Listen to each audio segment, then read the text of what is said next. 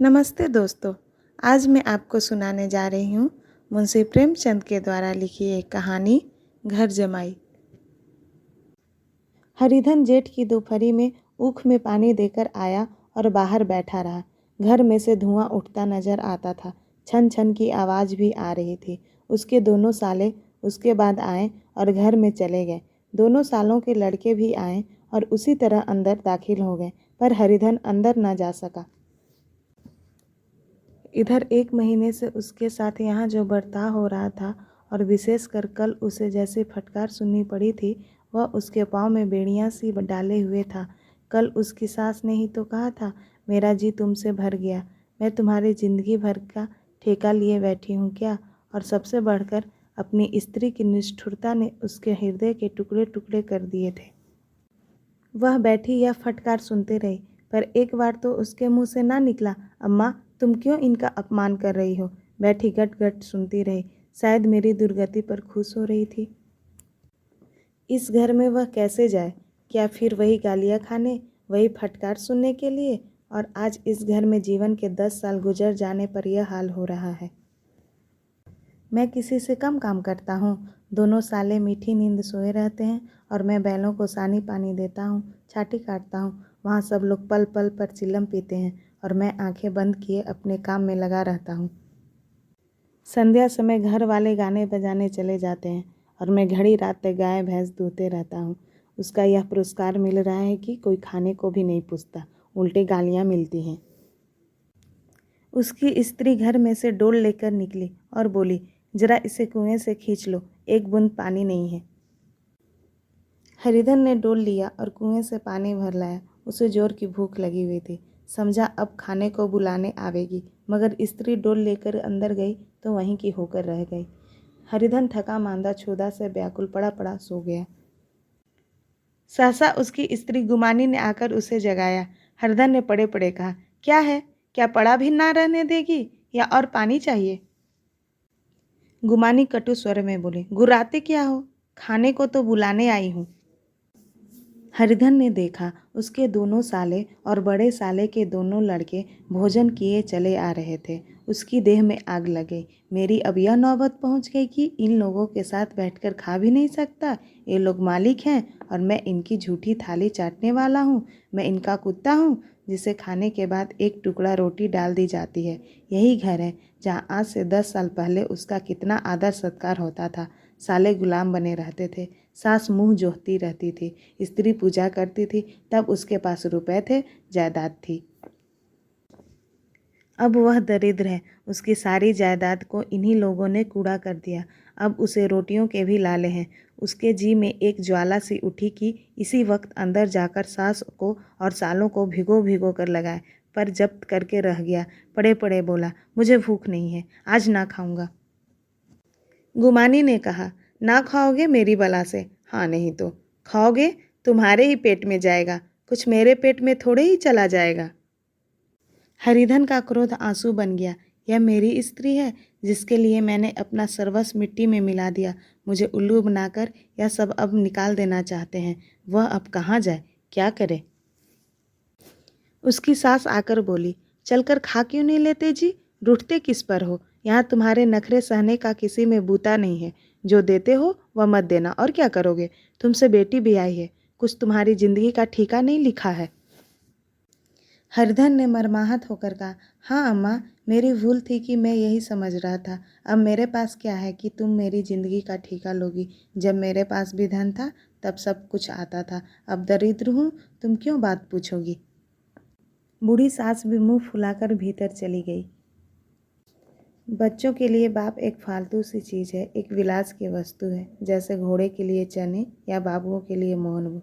माँ रोटी दाल है, मोहन भोग उम्र भर ना मिले तो किसका नुकसान है, मगर एक दिन रोटी दाल के दर्शन ना हो तो फिर देखिए क्या हाल होता है। पिता के दर्शन कभी कभी शाम सवेरे हो जाते हैं। वह बच्चे को उछालता है, दुलारता है, कभी गोद में लेकर या उंगली पकड़कर सैर कराने ले जाता है, और बस यही उसके कर्तव्य की इति है। वह परदेश चला जाए, बच्चे को परवाह नहीं होती, लेकिन माँ तो बच्चे का सर्वस्व है। बालक 1 मिनट के लिए भी उसका वियोग नहीं सह सकता। पिता कोई हो, उसे परवाह नहीं केवल एक उछालने कूदने वाला आदमी होना चाहिए। लेकिन माता तो अपनी ही होनी चाहिए, 16 आने अपनी, वही रूप, वही रंग, वही प्यार, वही सब कुछ। वह अगर नहीं है तो बालक के जीवन का स्रोत मानो सूख जाता है। फिर वह शिव का नंदी है, जिस पर फूल या जल चढ़ाना लाजमी नहीं, अख्तियारी है। हरधन की माता का आज 10 साल हुए देहांत हो गया था। उस वक्त उसका विवाह हो चुका था। वह 16 साल का कुमार था, पर माँ के मरते ही उसे मालूम हुआ मैं कितना निस्सहाय हूँ, जैसे उस पर उसका कोई अधिकार ही न रहा हो। बहनों के विवाह हो चुके थे, भाई दूसरा न था। बेचारा अकेले घर में जाते भी डरता था। माँ के लिए रोता था, पर माँ की परछाई से डरता था। जिस कोठरी में उसने देह त्याग किया था, वह उधर आंखें तक न उठाता। घर में एक बुआ थी, वह हरिधन का बहुत दुलार करती। हरिधन को अब दूध ज़्यादा मिलता, काम भी कम करना पड़ता। बुआ बार बार पूछती, बेटा कुछ खाओगे? बाप भी अब उसे ज़्यादा प्यार करता। उसके लिए अलग एक गाय मंगवा दी। कभी कभी उसे कुछ पैसे दे देता कि जैसे चाहे खर्च करे, पर इन मरहमों से वह घाव पूरा न था, जिससे उसकी आत्मा को आहत कर दिया था। यह दुलार और प्यार उसे बार बार माँ की याद दिलाता। माँ की घुड़कियों में जो मज़ा था, वह क्या इस दुलार में था? माँ से मांग कर, लड़कर, ठुनक कर, रूठ कर लेने में जो आनंद था, वह क्या इस भिक्षादान में था? पहले वह स्वस्थ था, मांग कर खाता, लड़कर खाता। अब वह बीमार था, अच्छे से अच्छे पदार्थ उसे दिए जाते थे, पर भूख ना थी। साल भर तक वह इस दशा में रहा। फिर दुनिया बदल गई। एक नई स्त्री, जिसे लोग उसकी माता कहते थे, उसके घर में आई और देखते देखते एक काली घटा की तरह उसके संकुचित भूमंडल पर छा गई। सारी हरियाली, सारे प्रकाश पर अंधकार का पर्दा पड़ गया। हरधन ने इस नकली माँ से बात तक ना की, कभी उसके पास गया तक नहीं। एक दिन घर से निकला और ससुराल चला गया। बाप ने बार बार बुलाया, पर उनके जीते जी वह फिर उस घर में ना आया। जिस दिन उसके पिता के देहांत की सूचना मिली, उसे एक प्रकार का ईर्ष्यामय हर्ष हुआ। उसकी आंखों से आंसू की एक बूंद भी ना आई। इस नए संसार में आकर हरिधन को एक बार फिर मातृ स्नेह का आनंद मिला। उसकी सास ने ऋषि वरदान की भांति उसके शून्य जीवन को विभूतियों से परिपूर्ण कर दिया। मरुभूमि में हरियाली उत्पन्न हो गई। सालियों की चूहल में, सास के स्नेह में, सालों के वाक्य विलास में और स्त्री के प्रेम में उसके जीवन की सारी आकांक्षाएं पूरी हो गई। सास कहती, बेटा तू इस घर को अपना ही समझो, तुम ही मेरे आंखों के तारे हो। वह उससे अपने लड़कों की बहुओं की शिकायत करती। वह दिल में समझता था, सास जी मुझे अपने बेटों से भी ज़्यादा चाहती हैं। बाप के मरते ही वह घर गया और अपने हिस्से की जायदाद को कूड़ा करके रुपयों की थैली लिए हुए आ गया। अब उसका दूना आदर सत्कार होने लगा। उसने अपनी सारी संपत्ति सास के चरणों पर अर्पण करके अपने जीवन को सार्थक कर दिया। अब तक उसे कभी कभी घर की याद आ जाती थी। अब भूल कर भी उसकी याद न आती, मानो वह उसके जीवन का कोई भीषण कांड था, जिसे भूल जाना ही उसके लिए अच्छा था। वह सबसे पहले उठता, सबसे ज़्यादा काम करता। उसका मनोयोग, उसका परिश्रम देखकर गांव के लोग दांतों तले उंगली दबाते थे। उसके ससुर का भाग बखानते, जिससे ऐसा दामाद मिल गया। लेकिन जो जो दिन गुजरते गए, उसका मान सम्मान घटता गया। पहले देवता, फिर घर का आदमी, अंत में घर का दास हो गया। रोटियों में भी बाधा पड़ गई, अपमान होने लगा। अगर घर के लोग भूखे मरते और साथ ही उसे भी मरना पड़ता, तो उसे जरा भी शिकायत न होती। लेकिन जब देखता और लोग मूंछों पर ताव दे रहे हैं, केवल मैं ही दूध की मक्खी बना दिया गया हूँ, तो उसके अंतःस्थल से एक लंबी और ठंडी आह निकल आती। अभी उसकी उम्र 25 साल की ही तो थी। इतनी उम्र इस घर में कैसे गुजरेगी? और तो और उसकी स्त्री ने भी आंखें फेर लीं। यह उस विपत्ति का सबसे क्रूर दृश्य था। हरिधन तो उधर भूखा प्यासा चिंता दाह में जल रहा था। इधर घर में सास जी और दोनों सालों में बातें हो रही थी। गुमानी भी हाँ में हाँ मिला रही थी। बड़े साले ने कहा, हम लोगों की बराबरी करते हैं। यह नहीं समझते कि किसी ने उनकी जिंदगी भर का बीड़ा थोड़े ही लिया है। 10 साल हो गए, इतने दिनों में क्या 2-3 हजार ना हड़प गए होंगे? छोटे साले बोले, मजूर हो तो आदमी घुड़के भी डांटे भी, अब इनसे कोई क्या कहे। ना जाने इनसे कभी पिंड छूटेगा भी या नहीं। अपने दिल में समझते होंगे मैंने 2,000 रुपये नहीं दिए हैं। यह नहीं समझते कि उनके 2,000 कब के उड़ चुके। 1.25 सेर तो 1 जून को चाहिए। सास ने गंभीर भाव से कहा, बड़ी भारी खुराक है। गुमानी माता के सिर से जूं निकाल रही थी। सुलगते हुए हृदय से बोली, निकम्मे आदमी को खाने की सिवा और काम ही क्या रहता है। बड़े, खाने की कोई बात नहीं है। जिसकी जितनी भूख हो उतना खाए, लेकिन कुछ पैदा भी तो करना चाहिए। यह नहीं समझते कि पहुनई में किसी के दिन कटे हैं। छोटे, मैं तो एक दिन कह दूंगा, अब अपनी राह लीजिए। आपका कर्जा नहीं खाया है। गुमानी घर वालों की ऐसी ऐसी बातें सुनकर अपने पति से द्वेष करने लगी थी। अगर वह बाहर से 4 पैसे लाता तो इस घर में उसका कितना मान सम्मान होता। वह भी रानी बनकर रहती। न जाने क्यों कहीं बाहर जाकर कमाते उसकी नानी मरती है। गुमानी की मनोवृत्तियां अभी तक बिल्कुल बालकपन की सी थी। उसका अपना कोई घर न था। उसी घर का हित अहित उसके लिए भी प्रधान था। वह भी उन्हीं शब्दों में विचार करती, इस समस्या को उन्हीं आंखों से देखती जैसे उसके घर वाले देखते थे। सच तो 2,000 रुपये में क्या किसी को मोल ले लेंगे। 10 साल में 2,000 होते ही क्या हैं। 200 ही तो साल भर के हुए।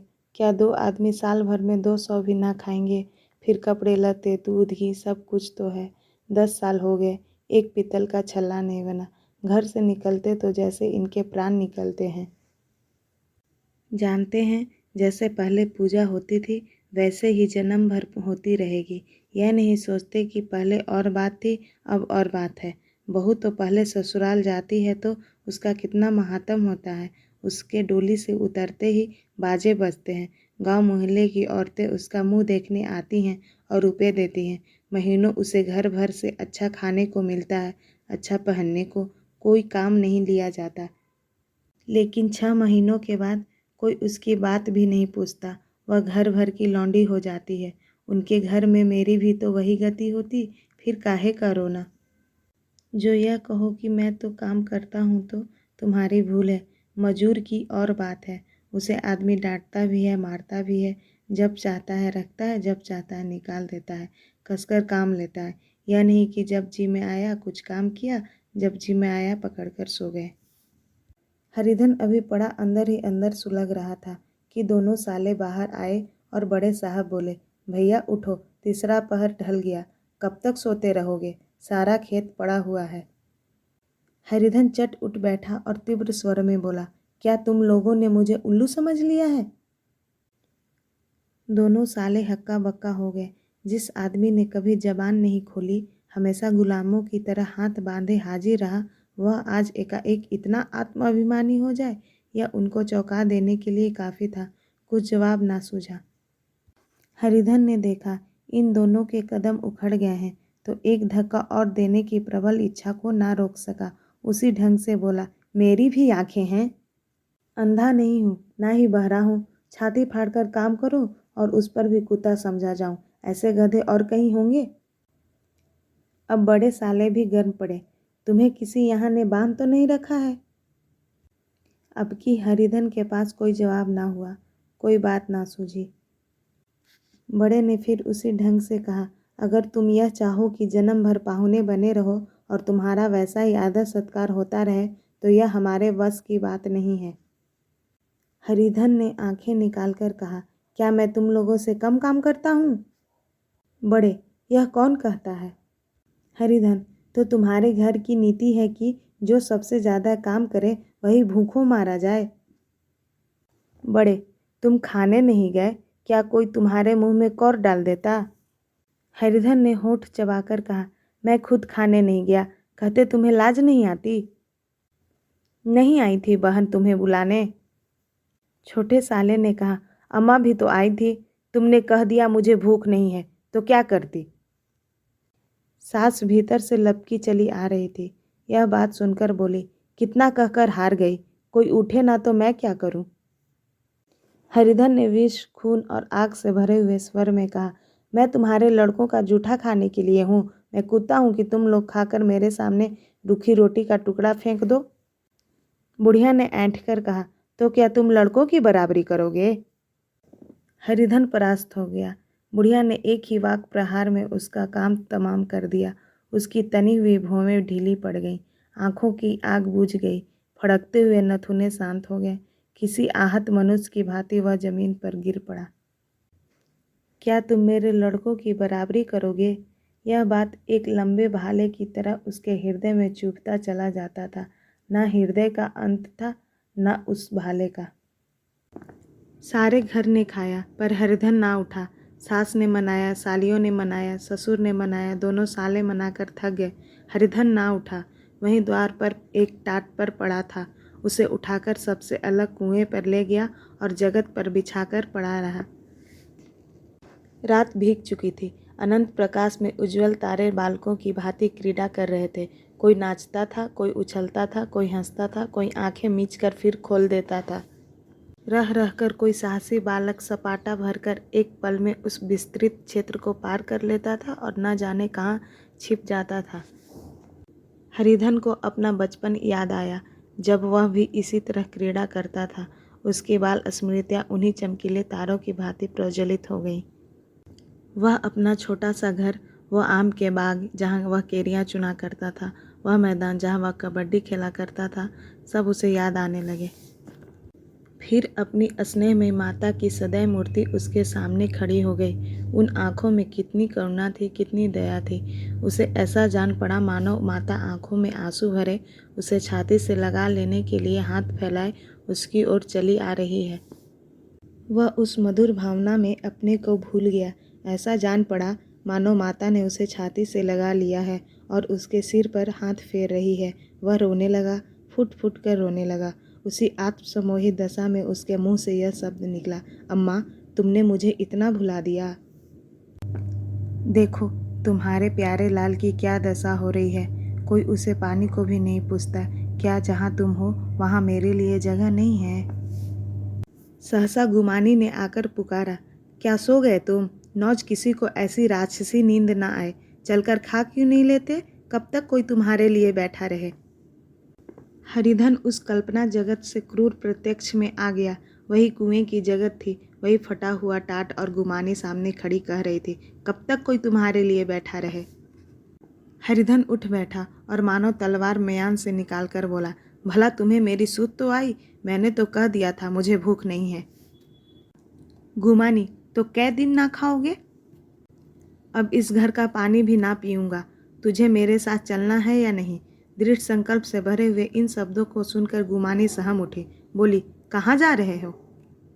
हरिधन ने मानो नशे में कहा, तुझे इससे क्या मतलब? मेरे साथ चलेगी या नहीं? फिर पीछे से ना कहना मुझसे कहा नहीं। गुमानी आपत्ति के भाव से बोली, तुम बताते क्यों नहीं कहाँ जा रहे हो?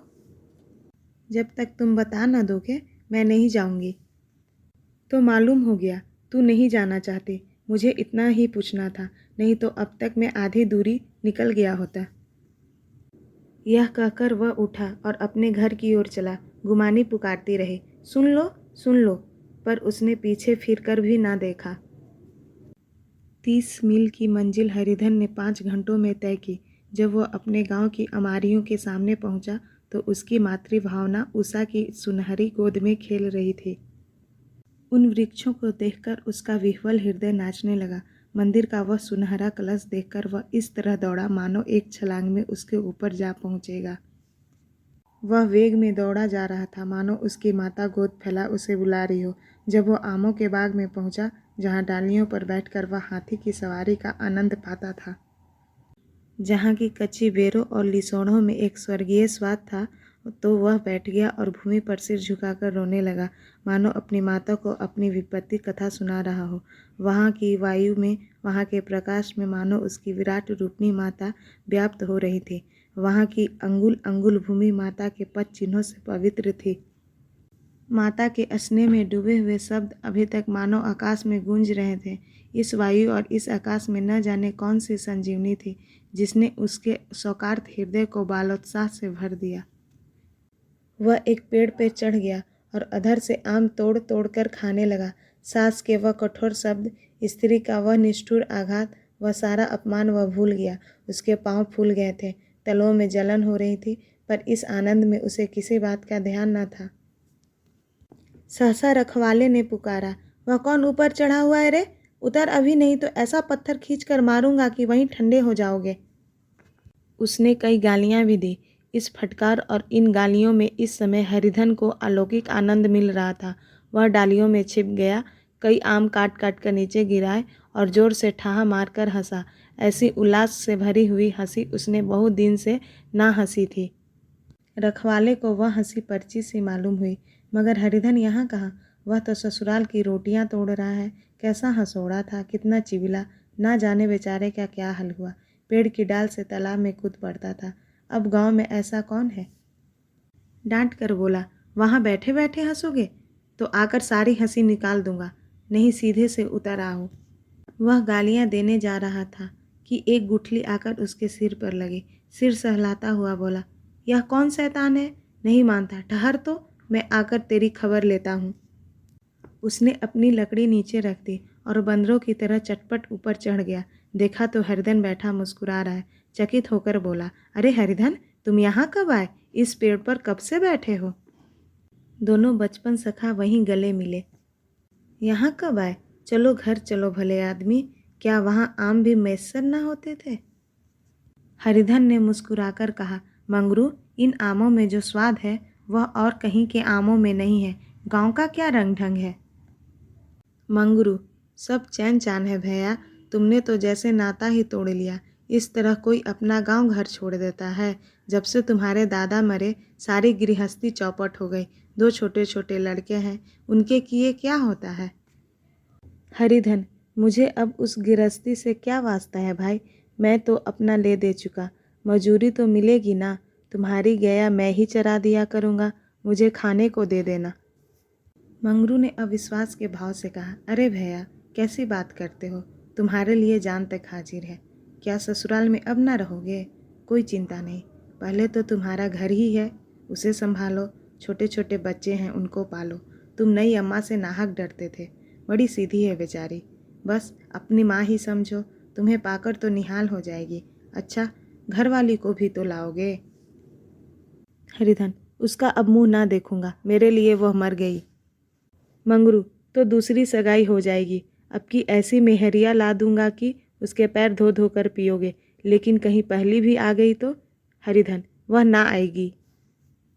हरिधन अपने घर पहुंचा तो दोनों भाई भैया आए कहकर भीतर दौड़े और माँ को खबर दी। उस घर में कदम रखते ही हरिधन को ऐसी शांत महिमा का अनुभव हुआ मानो वह अपनी माँ की गोद में बैठा हुआ है।